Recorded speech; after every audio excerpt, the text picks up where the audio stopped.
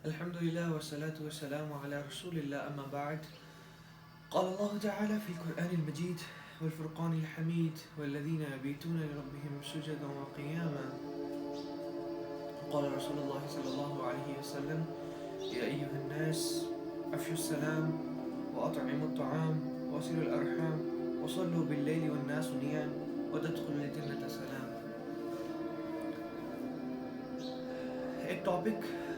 جس پہ آج بات کرنا میں چاہ رہا تھا، رات کا قیام. اللہ کے نبی صلی اللہ علیہ وسلم کو اور اللہ رب العزت کو جو سب سے زیادہ محبوب عبادت ہے وہ تہجد کے وقت کی عبادت ہے. اور اللہ تعالیٰ کہتے ہیں کہ جب بندہ مومن میرے لیے اٹھ کر ٹھنڈے پانی سے وضو کرتا ہے اور میرے سامنے سجود رکوع کو رکھتا ہے تو میں اس مومن کی نیت کو دیکھتا ہوں.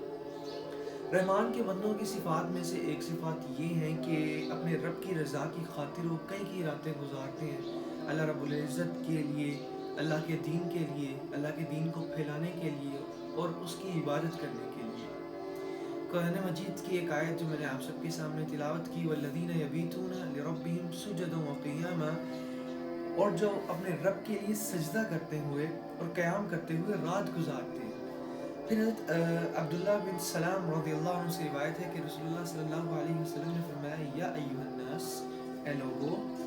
افشوا السلام، سلام کو عام کرو، واطعموا الطعام، اور کھانا کھلاؤ،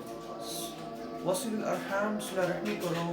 وصلوا باللیل والناس نیام، اور رات کو نماز پڑھا کرو جبکہ لوگ سوئے ہوں. اب رات کو نماز پڑھا کرو جبکہ لوگ سوئے ہوں، اس کا مطلب یہ ہے کہ تہجد کا وہ مقدس وقت ہے جس وقت کے اندر دنیا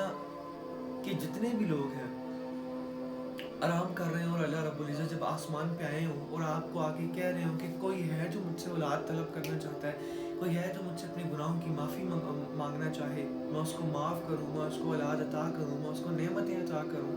اس ٹائم پہ اٹھ کے اللہ رب العزت کی بات کرنا، سبحان اللہ، یہ اللہ تعالیٰ کی ایک نعمت ہے مومن کے اوپر. اللہ تعالیٰ کہتے ہیں کہ میں اس بندے کو نماز نصیب کرتا ہوں جس کی چاہت میں رکھتا ہوں کہ وہ بندہ میرے سامنے آئے اور نماز پڑھے. جس کو میں بلاتا ہوں، جس کو میں توفیق دیتا ہوں، وہی نماز کے لیے آتا ہے اور وہی تہجد کے وقت بھی اللہ تعالیٰ کے لیے اٹھتا ہے.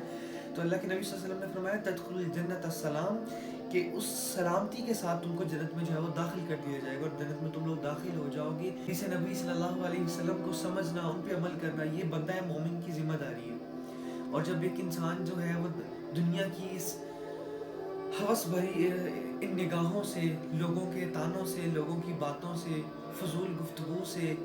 اور وقت کو ضائع کرنے سے جب ایک انسان باہر نکلتا ہے، تب ہی وہ دنیا کے اندر صحیح طریقے سے دین کو سمجھ سکتا ہے، اللہ رب العزت کی قدرت کو دیکھ سکتا ہے، اللہ تعالیٰ کی رحمت کی کرشموں کو دیکھ سکتا ہے. اللہ تعالیٰ نے دنیا کے اندر بہت سی نعمتوں کا